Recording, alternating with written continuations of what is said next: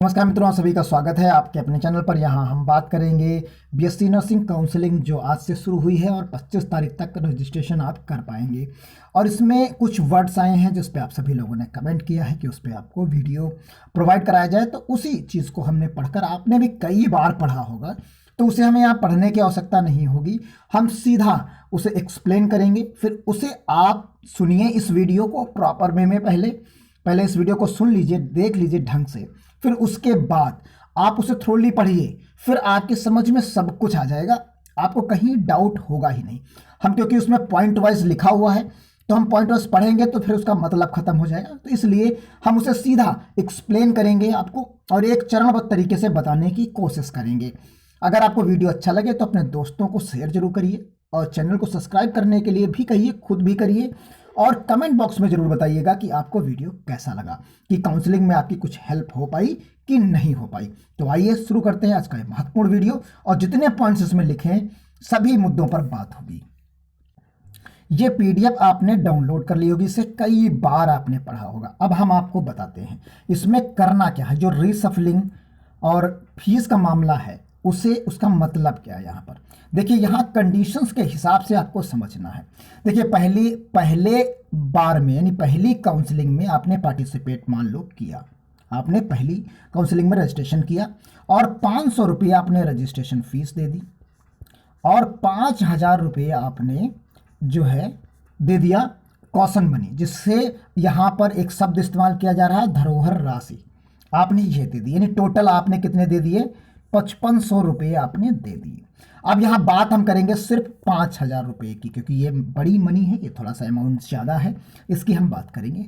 यदि आपने पहली काउंसलिंग में पार्टिसिपेट किया और आपने मान लीजिए 1 2 3 4 कॉलेज आपने भरे, 4 कॉलेज भरे, उनमें से कोई कॉलेज मान लीजिए तीसरा कॉलेज आपको अलॉट हो गया, मिल गया। अब तीसरे कॉलेज में आपको जाना है और वहां पर एडमिशन ले लेना है, आप वहां जाकर एडमिशन ले लेंगे। ये प्रक्रिया पूर्ण हो गई आपकी। अब आपके दिमाग में आया कि यह कॉलेज तो मैंने गलत ले लिया, अब मुझे यह नहीं लेना चाहिए था, तो नहीं लेना चाहिए था। तो अब आप क्या चाहेंगे कि हम दूसरी काउंसलिंग में पार्टिसिपेट कर लें, तो आप उस स्थिति में पार्टिसिपेट दूसरी काउंसलिंग में कर पाएंगे और आपको 5,000 रुपये दोबारा नहीं देने होंगे। यानी आपने एडमिशन ले लिया, जाके कॉलेज में रिपोर्ट कर दिया, सीट आपको अलॉट हो गई। अब आप 5,000 रुपये अगली काउंसलिंग के लिए नहीं लेंगे।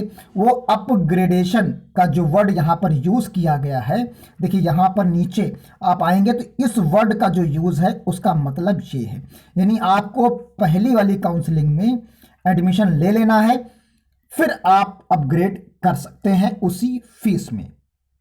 यानी प्रक्रिया आपने पहली पूरी कर ली।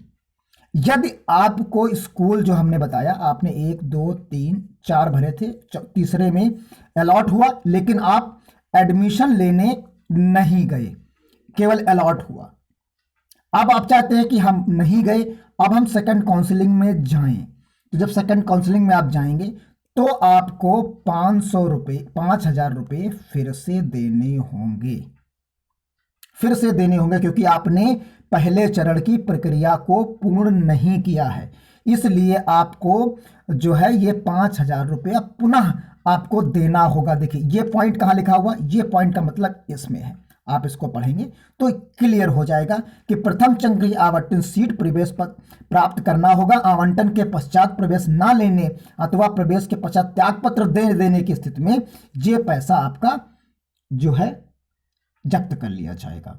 तो ये इस स्थिति में जब चाहे आप जाके त्याग पत्र दे दीजिए। तो यहाँ ये 5,000 रुपये बचाने के लिए आपको अपग्रेडेशन यानी प्रक्रिया पूर्ण कर लेनी है, फिर उसके बाद अगले चरण में जाना है। एक स्थिति और है, अगर आपने 1 2 यहाँ पर मानिए 1 2 और 3 4 कॉलेज भरे थे, अब उसमें से तीसरा जो आपको मिला था, जो तीसरा आपको कॉलेज मिल गया था, उस कॉलेज में आपने जो है प्रक्रिया पूर्ण कर ली, पूरी की पूरी प्रक्रिया आपने पूर्ण कर ली।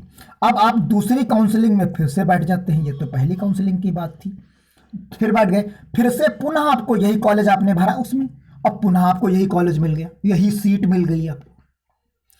तो आपको ये नहीं है कि आप उसे छोड़ दें, आपको फिर से वही पूरी प्रक्रिया अपनानी पड़ेगी। यानी आपको रुपया नहीं देने पड़ेंगे, लेकिन आपको जाके उस स्कूल में, उस कॉलेज में आपको डॉक्यूमेंट सबमिट करने पड़ेंगे, आपको अपनी उपस्थिति दर्ज करानी पड़ेगी, तभी वो प्रक्रिया पूर्ण मानी जाएगी। तो ये कंडीशंस यहाँ पर इतनी हो गई। 5,000 रुपये की जो बात थी, अब किन किन स्थितियों में जब्त हो जाएगी आपकी, उसकी बात कर लेते हैं। देखिए, यहाँ पहला ही जो पॉइंट आपको दिया गया है, उपरोक्त जमा ना होने की दशा में पूर्ण नहीं मानी जाएगी। यानी अगर आपने 5,005 रुपये नहीं दिए तो ये पूर्ण नहीं मानी जाएगी। और दूसरी चीज़ है कि जैसे आपने क्या किया, आपने पहली काउंसलिंग में पार्टिसिपेट किया और उसमें जो कॉलेज हम बता रहे हैं, जैसे एग्जाम्पल के तौर पर ही ले रहे हैं, तीसरा आपको मिला था और आप वहाँ पर एडमिशन नहीं लिए। जब एडमिशन नहीं लिए तो आपने प्रथम जो चक्र था उसे पूर्ण नहीं किया। जब पूर्ण नहीं किया तो आपके 5,000 रुपये ये जब्त हो जाएंगे, और ये जब्त हो जाएंगे 5,000 रुपये। अब आप चाहते हैं कि हम दूसरी काउंसलिंग में पार्टिसिपेट करें, तो आपको पुनः ये रुपये देने पड़ेंगे। इसको 5,000 रुपये बचाने का तरीका सिर्फ इतना है कि आप इस प्रक्रिया को पूर्ण करें। अगर अलॉट हो गया है, अगर कॉलेज अलॉट हो गया है, तो आप प्रक्रिया में जाके वहाँ एडमिशन ले लीजिए, तभी ये 5,000 रुपये आपके बचेंगे जो अगले राउंड में काम आएंगे। इससे और एक तरीका हम आपको बताते हैं जो यहाँ पर नहीं लिखा हुआ है। आपको होशियारी क्या करनी चाहिए, एक मेरा सुझाव है, आप वही कॉलेज भरिए, क्योंकि यहाँ एक लिमिट है। यहाँ लिमिट कोई नहीं है कि आप चाहे 1 भरिए, चाहे 10 भरिए कॉलेज, चाहे जो है 20 भरिए, या 119 है सभी भर दीजिए। आप सभी भर सकते हैं, कोई प्रॉब्लम नहीं। लेकिन इसमें होशियारी यही है कि आपको जो कॉलेज चाहिए, जिनमें आप चाहते हैं कि इनमें मिल जाए, तभी हम करेंगे, अन्यथा नहीं करेंगे, एडमिशन नहीं लेंगे, नहीं पढ़ाई नहीं करेंगे।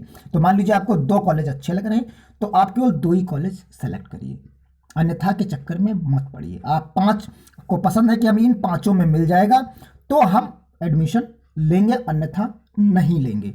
तो ये क्लियर कर लीजिए, फिर वही 5 भर दीजिए। अब मान लीजिए इन 5 में से आपको एक भी कॉलेज नहीं मिला, आपको अलॉट ही नहीं हुआ, क्योंकि सीट आपने ऐसे चुने जो सीट पहले भर गई, आपका नंबर ही नहीं आया। तो उस स्थिति में आपके जो 5,000 रुपये हैं वो आपके खाते में वापस कर दिए जाएंगे, अगर आप दूसरे चरण में भाग नहीं लेते हैं तो। और अगर लेते हैं तो ये उसमें मर्ज कर दिए जाएंगे। और फिर मान लीजिए आपने दूसरी काउंसलिंग में, दूसरे चरण में आपने प्रतिभाग कर लिया, पहले में भी आवंटित नहीं हुआ, दूसरे में भी आपने जो है मान लीजिए 4 कॉलेज आपने भरे और वो चारों कॉलेज आपको नहीं मिले, उनमें से कोई नहीं मिला, तो आपको फिर से वापस होने के 5,000 वापस होने के चांसेस बन जाएंगे। लेकिन अगर किसी भी स्थिति में आपको अलॉट हो गया और आपने नहीं लिया, या प्रक्रिया पूर्ण कर ली या नहीं लिया, तो ये 5,000 रुपये आपको नहीं मिले। ये वापस तभी मिलेंगे जब आपको कहीं भी कॉलेज अलॉट हो ही ना, तभी ये 5,000 रुपये आपको वापस आपके अकाउंट में मिलेंगे। जब पूरी प्रक्रिया संपन्न हो जाएगी, मॉप अप राउंड तक संपन्न हो जाएगी, तब जाके आपको मिलेगा। देखिए यहाँ एक कुछ लोगों को हो सकता है पॉइंट नंबर 10 पर भी कंफ्यूजन हो। देखिए ये पॉइंट हम पढ़ के आपको बता रहे हैं। ऐसे अभ्यर्थी जिन्हें प्रथम चक्र में सीट आवंटित हो जाती है वह दूसरे चक्र में काउंसलिंग में भाग लेते हैं, तथा तो इसमें वो पॉइंट है कि आपने पहले राउंड में लिया, मान लीजिए 1 2 3 भरे और दूसरा नंबर का कॉलेज आपको मिल गया, ये पर्टिकुलर मान लीजिए हम महारानी लक्ष्मीबाई की बात कर रहे हैं, ये मिल गया आपको, कॉलेज मिल गया। अब अगले आपने सेकंड काउंसलिंग में भरा, इसी कॉलेज को फिर से आपने भरा, यही फिर से मिल गया आपको महारानी लक्ष्मीबाई, तो आपको जो प्रक्रिया है वो पूर्ण करनी पड़ेगी। यानी दूसरे राउंड में भी आप जाएंगे, स्कूल को रिपोर्ट करेंगे, पूरी प्रोसेस करेंगे, तभी आपका एडमिशन कंप्लीट माना जाएगा। अगर आपने कहा कि हमने पहले में तो पूरा कर लिया था प्रोसेस, दूसरे में क्यों जाएं, तो दूसरे में अगर नहीं जाएंगे तो आपकी सीट को निरस्त कर दिया जाएगा और फिर आप मॉप अप राउंड में वो ओपन कर दी जाएगी, तब आपके लिए फिर वहां पर काउंसलिंग करानी पड़ेगी। अब मिलता है कि नहीं मिलता है, फिर उसमें क्या होगा, आपके रुपये भी चले जाएंगे और कोई बेनिफिट आपको नहीं मिलेगा। तो उम्मीद करते हैं आप चीज़ों को प्रॉपर वे में समझ गए होंगे। अगर अब भी कोई प्रॉब्लम कहीं पर रहती है, सिक्योरिटी फीस, हॉस्टल फीस और मिसलेनियस फीस द्वितीय चक्र की काउंसलिंग के उपरांत ही प्रवेशित कॉलेज में जमा की जाएगी। जब दोनों चक्रों की जो है, दोनों चक्रों की काउंसलिंग हो जाएगी, यानी पहले और दूसरे राउंड की जब काउंसलिंग हो जाएगी, तभी आपको वहां पर बाकी फीस, सारी फीस सबमिट करनी है। आप ऐसा नहीं कि रिपोर्ट करना है जाके, हम हाँ ये लेना चाहते हैं, ये चीज वहां पर होगी। क्लियर हो गया है? आप 5,000 का जो डाउट है, अगर आपने पूरा वीडियो विथवत देखा है, आप रिकैप करके देख लीजिए, फिर से रोक के देखिए, फिर दोबारा देखिए, तिबारा देखिए, आपको सारे डाउट्स क्लियर हो जाएंगे, क्योंकि मैंने चरणबद्ध तरीके से बताने की कोशिश की है।